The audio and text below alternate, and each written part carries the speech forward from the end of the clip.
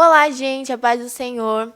Eu sou a Rebeca, aqui do Ministério Sopro Divino, e eu venho aqui trazer mais uma pré-aula da revista do quarto trimestre de 2023 de jovens. O tema da revista é a prova da vossa fé, e hoje o tema da lição é fé para crer que Deus existe. Então, iremos discorrer sobre esse assunto e eu espero que seja muito proveitoso para você utilizar em sua aula. Então, vamos começar. O tema da aula, né? Fé para crer que Deus existe. E o texto áureo que se encontra ali em Salmos 100, no versículo 3, que diz assim: Sabei que o Senhor é Deus, foi Ele e não nós, que nos fez povo seu e ovelhas do seu pasto. Então, o resumo da lição diz assim: cremos no Deus Pai e que Ele é galardoador dos que o buscam. Os objetivos da lição hoje é apresentar as doutrinas que creem na existência de Deus e as que o negam, explicar no que cremos a respeito de Deus e compreender que Deus é a razão de tudo. Então, a leitura bíblica em classe, ela está ali em Salmos 139, dos versos 1 ao 12. E eu acho que o Kelvin sempre fala isso, e eu tenho trazido isso também ali na sala onde eu dou aula, nos adolescentes, né? Que é muito importante essa questão da leitura bíblica em classe, vocês lerem isso com os jovens. E tem algumas pessoas que fazem de algumas formas. Então, às vezes, o professor lê na nossa turma de jovens, né? Então, às vezes, algum professor, ele lê e discorre sobre o assunto já. Já outros professores optam por fazer, dividir cada jovem ler um versículo. E é muito legal que eles leiam, é muito legal que eles entendam, e eu sempre falo isso para os adolescentes. Eu leio isso para que vocês tenham ciência do que a gente vai tratar na revista. Porque a leitura bíblica em classe é exatamente isso. O texto que é usado como base para discorrer na revista ali, o assunto da revista. Então, é muito importante lê-lo na classe de vocês, tá bom? Então, aqui é a introdução. A introdução diz assim: os textos bíblicos não tentam provar a existência de Deus, pois ela é tão real e visível quanto a sua criação e a consciência do ser humano. Então, a Bíblia ela não tem como fundamento, né, produzir provas da existência de Deus, mas de revelar o caráter de Deus e as suas obras de salvação. Então, aqui até fala: a existência de Deus é tão real e visível quanto a sua criação e a consciência do ser humano. A consciência do ser humano é algo real. Você não a vê, mas você sabe que existe. E a criação, ela é visível, ela é real. Você sabe que existe. E assim a existência de Deus. Não necessariamente você vai precisar vê-la, porque Deus, ele é espírito. Mas você sabe que ele existe. Você consegue senti-lo também. Então, aqui diz que, também na introdução, muitos continuam seguindo o ateísmo e as escrituras sagradas denominam estes de nécios. Ali em Salmos 53, verso 1. Deus é real e ele se revela a nós mediante suas obras e a sua palavra. Gênesis 1, 1. O que ou quem trouxe tudo à existência? Deus. Isso aqui acho que eu não preciso discorrer muito, né? Então, existimos por Deus e para Deus, porque Ele nos criou. Tudo que existe é por Deus. Então, quem traz tudo à existência? Deus. Aqui é o tópico 1, ele vem falar assim: doutrinas que creem na existência de Deus e as que negam. Então, o subtópico 1 vem trazer sobre o teísmo. Aqui na revista tem um significado, né, de acordo com o dicionário teológico, que diz assim: teísmo é uma doutrina que, baseada na teologia natural e na teologia revelada, admite a existência de um Deus pessoal, criador e preservador de tudo que existe, e que, em sua inquestionável sabedoria, intervém nos negócios humanos. Então, o teísmo, ele é o alicerce da teologia cristã. O teísmo tem raiz na palavra grega theos, que significa Deus. Então, como cristãos, temos o teísmo como nosso alicerce, porém também somos monoteístas. Monoteístas é a junção da palavra mono com theos. Mono, que vem de único, e theos, que vem de Deus. Então, acreditamos em um único Deus. Então, tem o teísmo, que é o nosso fundamento, ali a nossa base da teologia, e somos monoteístas, porque acreditamos em um único Deus. Então, aqui é a doutrina que crê na existência de Deus, e agora eu vou falar sobre as que não creem e que negam a existência de Deus. Aqui a primeira, no subtópico 2, diz assim: o que é ateísmo? Então, o ateísmo é uma doutrina que nega de maneira sistemática a existência de Deus. E aqui na revista, inclusive eu acho que é importante trazer isso em aula, quando vocês forem darem aula aí, é importante vocês trazerem Tem 3 tipos de ateísmo, e aqui eu vou lê-los para vocês. O ateísmo especulativo, que é um sistema filosófico que explicita ou implicitamente exclui a realidade de Deus. E aí vem o ateísmo prático, que é a atitude daqueles que dizem crer, mas na realidade vivem como se não crescem, numa plena indiferença religiosa e em uma vida completamente materialista, desprovida de qualquer compromisso com Deus. E o ateísmo militante é o ateísmo ativo, agressivo, que declara guerra intelectual contra Deus e procura construir uma atitude antirreligiosa. Então, o ateísmo especulativo e o militante, nós lidamos com ele e nós conseguimos percebê-lo. Mas muitas vezes o ateísmo aqui, o prático, ele está presente em nossas vidas e nós não nos apercebemos. Então, o ateísmo prático é uma pessoa que diz que acredita, mas ela não tem compromisso com Deus. E hoje em dia eu dou uma dica para vocês, trazer isso em aula, porque muitas pessoas vivem a vida dessa forma. Então, elas acreditam em Deus, mas elas não têm compromisso com Ele, elas não fazem nada em prol do Senhor, têm uma vida pacata e acham que isso é o suficiente. Isso é uma forma de ateísmo. Então, trazer essa questão e também analisar a si próprio. Então, quando eu estava lendo, eu não sabia que tinha essas diferenciações e eu achei muito interessante. Então, você sabendo que tem umas diferenciações, você consegue analisar a si próprio e, se tiver aí seguindo o ateísmo prático, mudar essa questão. Porque aqui não necessariamente a pessoa vai negar a existência de Deus com as suas palavras, já que aqui diz que ela crê, mas com as suas atitudes. Então, o fato de não ter um compromisso com o Senhor nega a existência dele, já que ele é o nosso Criador. Então, você não tem um compromisso com o Criador, você está negando a existência dele. Então, aqui na revista vem falar sobre o ateísmo. Porém, tem outras doutrinas que também negam ou falam que não existe, sabe? Traz uma entonação de que da não importância de Deus. Então, aqui eu trouxe, e uma delas é o agnosticismo, que é a crença de que a capacidade humana é incapaz de saber se existem ou não divindades, pois são além da compreensão humana. Aqui são pessoas que às vezes acreditam em Deus ou não acreditam, então, mas é uma forma de negar a existência de Deus, porque não necessariamente você precisa entender Deus para saber que ele existe, mas aqui eu vejo que as pessoas preferem dizer que é algo além da compreensão humana para que eles não tenham um compromisso com o Senhor. Então, aqui é o agnosticismo. E tem a indiferença religiosa, que é a indiferença quanto a Deus e ao valor da religião. Então, pessoas que são indiferentes a Deus, a religião, então, é uma forma também de negar ao Senhor. Então, aqui são formas que, muitas vezes, até nós podemos estar praticando sem saber. Então, é algo que deve ser analisado para que, se for necessário, haja uma mudança. Porque, embora estejamos na igreja, não quer dizer que somos a igreja. Então, é importante olharmos as nossas atitudes para saber se elas estão negando ou se elas estão crendo e demonstrando que acreditamos na existência de um Deus, do nosso Deus, do Deus Todo-Poderoso, que fez os céus e a terra. Então, aqui o subtópico 3, uma argumentação clara. Então, aqui diz assim que cremos em um Deus imanente e transcendente.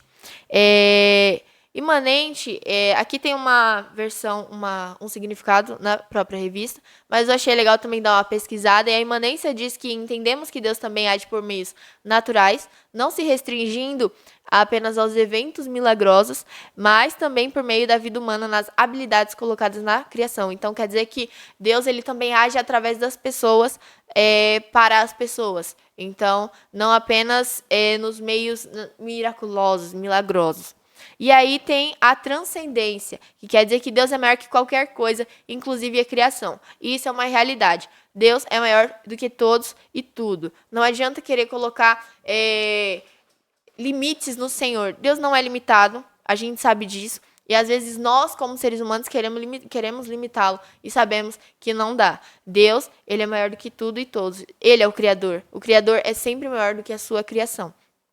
E aqui que vem no subtópico 3, dizendo que mesmo depois de redimido do pecado, o ser humano deve colocar a sua fé e dependência sempre em Deus, pois ele tudo sabe e tudo vê. Esse é o nosso Deus. Ele tudo sabe, ele tudo vê. E ele é maior do que tudo e todos. E qualquer coisa, nada pode ser maior que ele, nada sobrepõe a ele. Esse é o Deus em que confiamos. E quando a gente entende isso, quando nós conseguimos compreender a magnitude disso, sabe? Nós conseguimos levar a vida de uma maneira mais leve, porque nós entendemos que tudo está nas mãos do nosso Deus e que nada se sobrepõe a ele e à vontade dele. Então aqui eu vou passar para o tópico 2, que diz assim: o que cremos a respeito de Deus? Nós cremos que Deus é eterno. Então, Deus não tem começo, ele também não tem fim, e é por isso que a mente humana não consegue compreendê-lo, não consegue ter a dimensão de Deus. Então, às vezes, nós conseguimos, como eu acabei de falar, você consegue compreender a autoridade de Deus sobre o mundo, mas a existência de Deus, Deus em si, você não consegue compreender, porque isso... Nós temos uma mente limitada. Nós, seres humanos, somos seres limitados. Tudo que nós convivemos, que não vem da parte divina, que não está relacionado com Deus, é limitado também. Então, você olha para a natureza, você vê, as plantas nascem, elas crescem, frutificam e elas morrem. Tudo que nós conhecemos é limitado. Então, para nós, é muito difícil você pensar em algo sem limites. Você pensar num ser sem limites, que ele existia antes da criação do mundo, e ele, mesmo que se o mundo acabar hoje, ele não deixará de existir. Esse é o nosso Deus, é o Deus em que cremos. Ele é ilimitado. Esse é o Deus em que nós cremos, que ele não houve o princípio em que ele passou a existir. Deus não tem uma data de nascimento, e ele muito menos tem uma data de morte ou um número que vai definir a expectativa de Deus. Deus é eterno, e é isso que... às vezes dá um bug na nossa mente, sabe? Porque nós não conseguimos, já que por sermos limitados, compreender essa magnitude de Deus. E não precisamos entender também. Nós precisamos apenas crer. Porque ele é, independente do que nós pensamos, Deus é. Ele não precisa que a gente pense nada sobre ele. Ele é aquilo que ele é. Então, a gente não precisa compreender, mas basta que a gente creia. É isso. Deus, ele é eterno, Deus, ele é infinito. E não adianta a gente tentar pôr Deus em uma caixinha. Estávamos até conversando aqui agora, a gente às vezes quer pôr limitações de Deus ou colocá-lo dentro de uma caixa e falar: Deus faz isso, Deus faz aquilo outro, Deus é assim, Deus é assado, Deus é aquilo. Não, Deus é Deus, ele é quem ele é, e o que a gente pode fazer? Crer que ele existe e... assim, não ficar inventando coisas, sabe? Eu entendo, Deus tem um particular com cada um conhece Deus de uma forma, mas não adianta a gente querer colocar essa forma, um padrão em Deus. Temos que acabar com isso de querer padronizar Deus, porque Deus não necessita disso, Deus não é padronizado. Não tem como você colocar um padrão naquilo que você não consegue mensurar a dimensão dele. Então, essa ideia de que Deus, eu conheço Deus e Deus, ele é assim. E aí vem alguém e fala: não, mas eu conheço Deus também e ele é assim. E aí entra esse debate de como Deus é. Isso não nos leva a nada. Deus, ele é o que ele é. E a gente não precisa tentar desvendar os mistérios de Deus. Deus não precisa ser desvendado, entende? Então aqui passando para o subtópico 2, nós cremos que Deus, ele é onipotente. Onipotente é aquele que tudo pode, ele detém o controle de tudo. Então, Deus, ele é o Criador, ele tem controle sobre tudo que ele quiser. Ele tem controle sobre a minha vida, sobre a sua. Ele tem controle sobre os céus, sobre a terra. Ele tem controle sobre as águas. Ele tem controle sobre tudo. Então, os homens, hoje em dia, sabemos que o homem, ele quer deter o poder, mas o poder está nas mãos de Deus. Então, não tem como eu querer tirar o poder das mãos de Deus. Ele é o Criador, ele conhece tudo. Então, quando nós falamos que Deus é onipotente, nós falamos que tudo pode. Ele detém um controle de tudo e de todos. Então, aqui vamos para o subtópico 3, que diz que Deus é onipresente. Onipresente é aquele que está presente em todos os lugares. Tudo ele vê, tudo ele conhece e tudo ele sabe.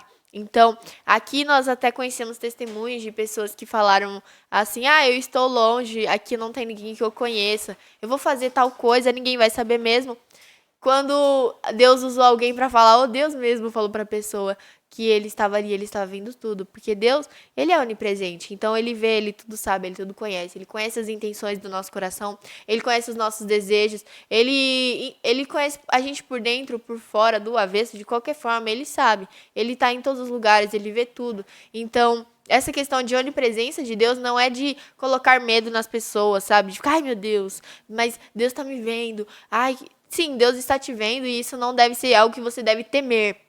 Mas temer, no que eu falo, o sentido negativo da palavra. É claro que temos que ter temor a Deus, isso é algo inegociável. Mas viver uma vida com medo, porque isso é algo que muitas dessas doutrinas que vêm negar a existência de Deus e vêm debater contra a existência de Deus, vem tratar sobre essa questão religiosa de que foi criada como uma forma de...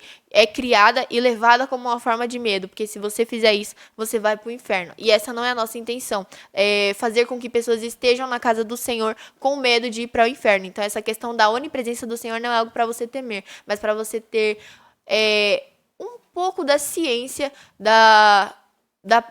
do poder do Senhor, então do conhecimento do Senhor. Então aqui tem na revista falando sobre onipotência, onipresença, e quando nós vamos falar sobre Deus, nós sempre falamos que ele é onisciente, onipresente e onipotente. Então onisciente, aqui na questão da onipresença do Senhor, na revista até fala assim: o Eterno é real e conhece todas as coisas, por isso vive em conformidade com a vontade dele para a sua vida.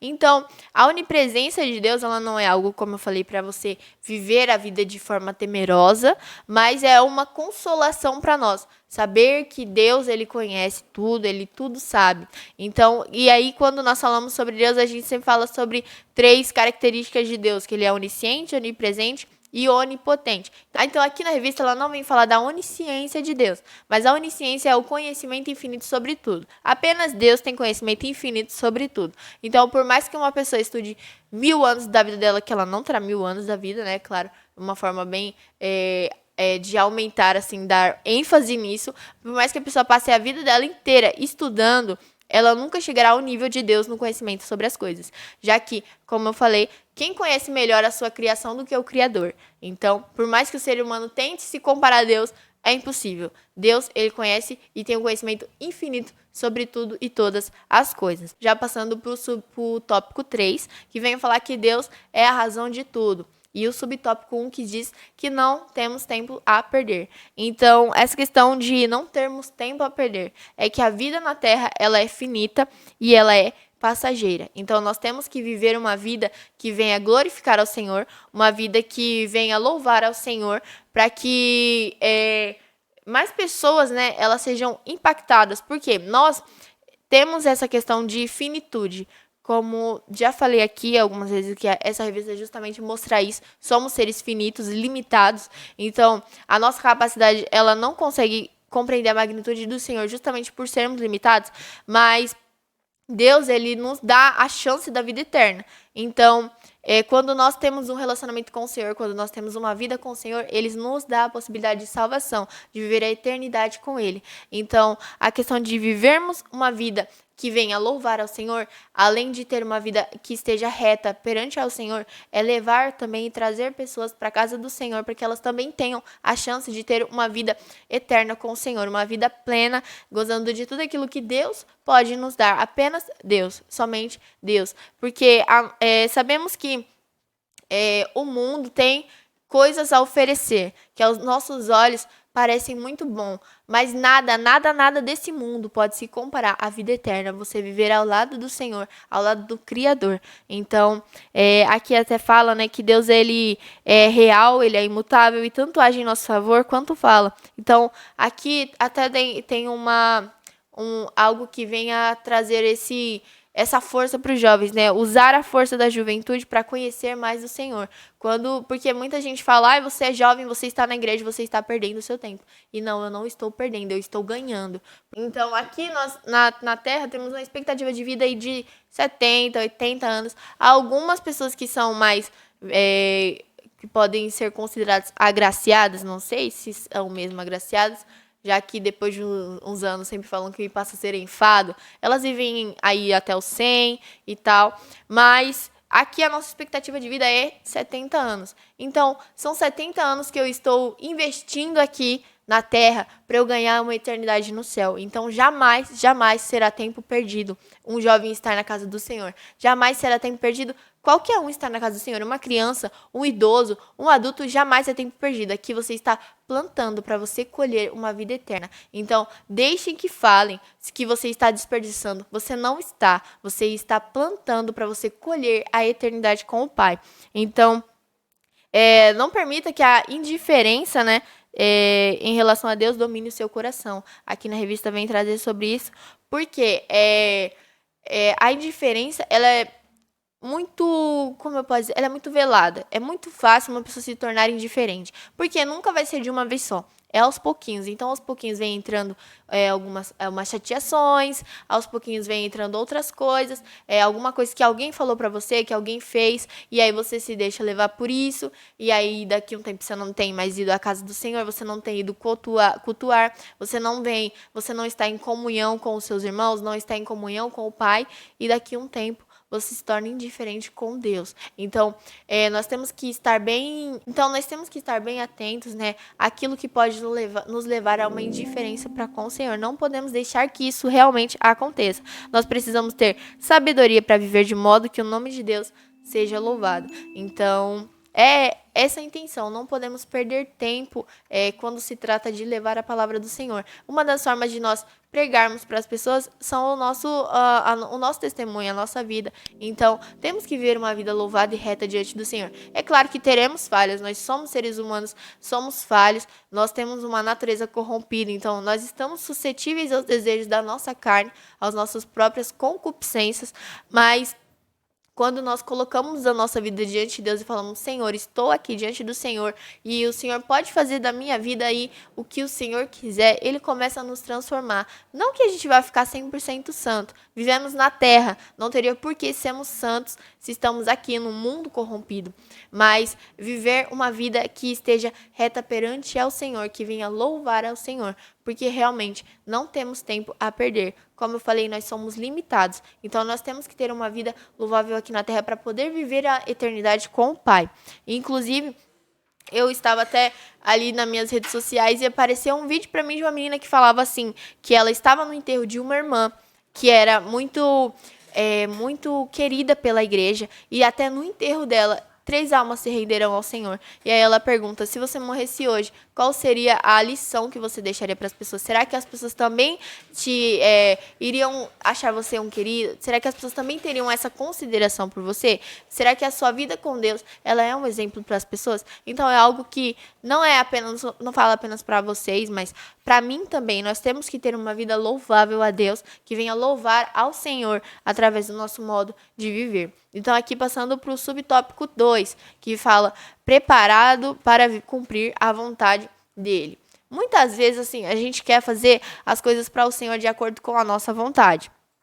E a gente ignora a vontade do Senhor. Um exemplo disso é Jonas. Então, Deus mandou ali que Jonas fosse até Nínive e ele preferiu pegar o barco que levasse ele a Tarso, porque ele não queria que as pessoas de Nínive fossem salvas.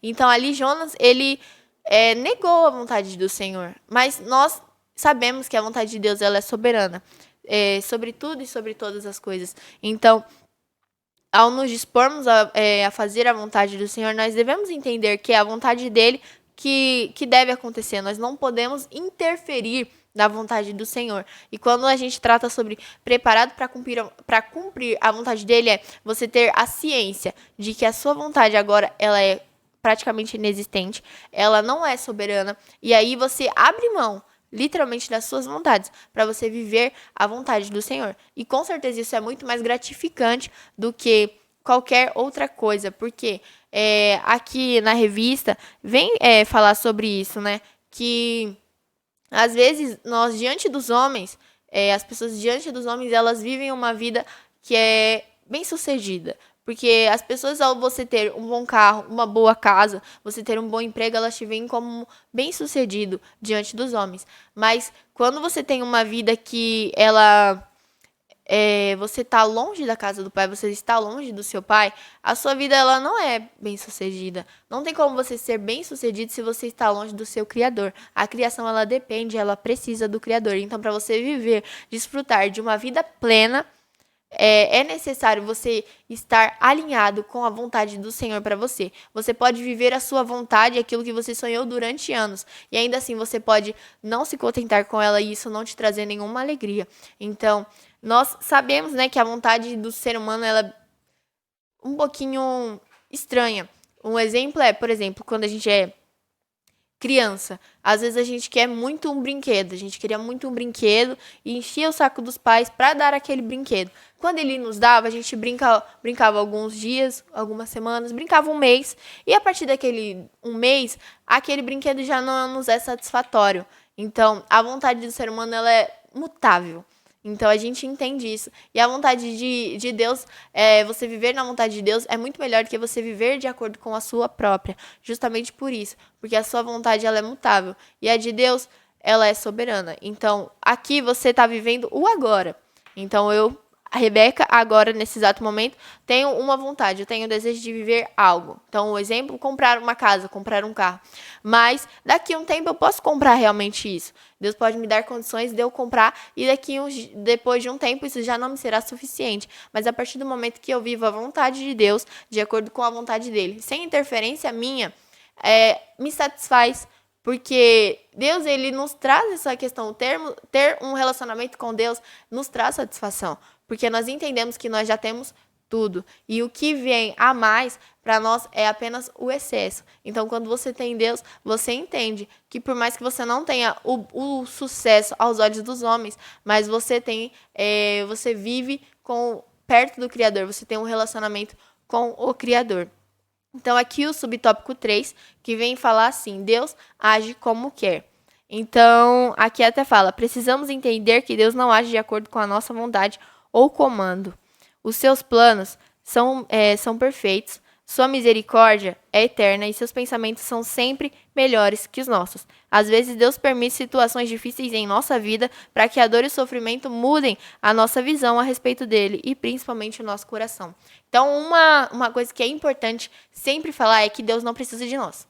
Isso é fato e Deus realmente ele não precisa de ninguém. Então, às vezes, as pessoas pensam, Deus precisa de mim, Deus precisa que eu cante, Deus precisa que eu estivesse aqui num sábado de manhã gravando essa pré-aula. E não. Deus, ele não precisa de ninguém. Mas para você ter noção de como Deus ele é bom, de como Deus ele é maravilhoso, embora ele não precise de nós, ele nos inclui nos seus planos. Então, aqui nós já entendemos a grandeza do nosso Deus e o amor que ele tem, o cuidado que ele tem com o ser humano. Porque ele, ainda assim, mesmo que não precisasse, ele nos inclui, ele nos faz ser parte de algo muito maior do que nós entendemos, do que nós compreendemos. Então, quando nós nos posicionamos a fazer a obra, nós devemos estar cientes, né, de que não é do nosso jeito, mas como Deus quer. Afinal, tudo é por Ele e tudo é para Ele. Como eu falei em alguns tópicos anteriores, a gente às vezes quer colocar Deus numa caixinha. E Deus ele não necessita ser padronizado. E isso que o ser humano precisa aplicar na vida. Né? Porque dificilmente nós realmente entenderemos Deus, como eu falei, somos muito limitados. Isso está muito além realmente da nossa capacidade humana. Basta que a gente creia e apenas coloque isso em prática, né? Tudo que nós vimos aqui, que nós não temos tempo a perder, que nós estamos preparados para cumprir a vontade dele, que Deus age como quer, a onipotência, onipresença, a onisciência de Deus, apenas é algo que nós devemos praticar nas nossas vidas. Porque Deus, ele realmente, ele é indecifrável. Como eu falei, Deus, ele é o que ele é. Nós não conseguimos desvendar Deus porque nós somos limitados. Mas Deus, ele é soberano, tudo ele pode. E quando nós colocamos em prática aí, na nossa vida, que ele sabe de tudo, tudo se torna mais fácil. E é essa questão de Deus agir como ele quer. Como eu falei, Deus, ele não precisa ser colocado numa caixa e nós acharmos que ele deve agir como nós achamos ser o ideal. Porque se eu falo que a vontade do Senhor é soberana, se eu falo que ele conhece tudo, como que eu quero ir de contra aquilo que ele está agindo, aquilo que ele está fazendo? Se eu digo que ele sabe de tudo, ele sabe de tudo. Basta apenas que eu confie que ele está fazendo o melhor para mim. É difícil confiar sem entender, mas é muito mais gratificante do que tentar colocar as mãos e tentar agir melhor que Deus, porque isso é impossível. Então aqui vamos para a conclusão. Nós cremos que existe um Deus pessoal e infinito. Então, além de infinito, Deus ele é pessoal. Então, em um devocional que eu estava fazendo com as minhas amigas, uma delas até falou que Deus, de Gênesis a Apocalipse, uma das coisas que ele mais deseja é ter um relacionamento íntimo com as pessoas. Então, aqui nós vemos um Deus pessoal, um Deus zeloso, um Deus cuidadoso. Então, Deus ele é assim, ele quer estar próximo de nós e ele é infinito. Então, maravilhoso o nosso Deus, não é? Ele criou e governa o universo. Um dos seus atributos, o amor, foi revelado ao enviar seu filho para salvar a humanidade. João 3,16. Aqui é o versículo que todo cristão conhece. Se não conhece, aí é um pouquinho duvidoso aí. Estávamos até na aula dos jovens e foi contado um caso, né, de um moço que ele foi parado pela polícia, e aí ele falou, durante a conversa, ele falou assim, não, porque eu sou cristão. Aí o policial virou pra ele e falou assim, então cita pra mim João 3,16. E ele não soube citar. Então aí o policial até falou, então você não é cristão. Então João 3,16 é o versículo que todo crente conhece, sabe de cor até, praticamente. Que mediante o sacrifício de Jesus, a humanidade tem acesso à presença de Deus. Então, nós estávamos separados e através de Cristo nós somos reconciliados com o nosso Pai. A fé em Deus nos permite viver nesse mundo de forma vitoriosa, pois sabemos que para Ele nada é impossível. E quando aqui falamos sobre forma vitoriosa, não quer dizer que apenas venceremos, mas que nós sabemos que o nosso Deus venceu. O Jesus ele veio e ele venceu. Então, embora para o mundo a gente seja perdedor, nós sabemos que venceremos, porque o nosso Deus ele é detentor de todo o mundo. Então, por mais que aqui na Terra pareça que você não está ganhando, o importante é que você ganhe os céus. Então, o que é Senhor, aquele que é Senhor onipotente, onisciente e onipresente, quer ter um relacionamento pessoal com cada um de nós. Então, aqui, acabamos mais essa pré-aula, a lição 3. Eu espero que essa aula possa abençoar a vida de cada um que assisti-la. Então, não esqueça de curtir, compartilhar, comentar também, deixar o seu feedback aqui. É muito importante para esse trabalho que estamos fazendo. Que Deus venha abençoar cada um de vocês e que cada aula de jovens dessa revista, que são 14 lições, venham ser muito produtivas e venham ajudar a cada jovem que vocês forem dar aula, cada jovem que assistir esses vídeos também, a aumentar a vossa fé, a entender um pouquinho aí do evangelho que nós pregamos. Como eu falei, entender Deus é um pouquinho complicado para a nossa mente limitada, mas aos poucos a gente consegue entender as suas características, criar um relacionamento próximo com Ele e tudo se torna mais fácil. Que Deus os abençoe.